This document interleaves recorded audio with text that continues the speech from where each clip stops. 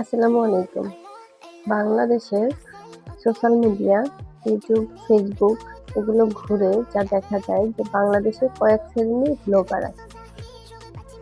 এক শ্রেণীর ব্লগার হচ্ছে যারা বড় বড় ব্র্যান্ড, মানে ধরেন একজন ব্লগার আজকে চ্যানেলে গেল, আর একজন ব্লগার কালকে জিওরে যাচ্ছে।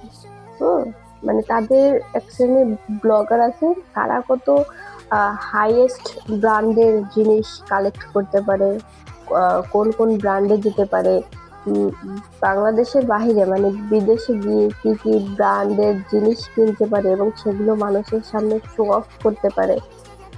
আরেক শ্রেণীর ব্লগার আছে শুধু চাপড়িগিরি করতে পারে।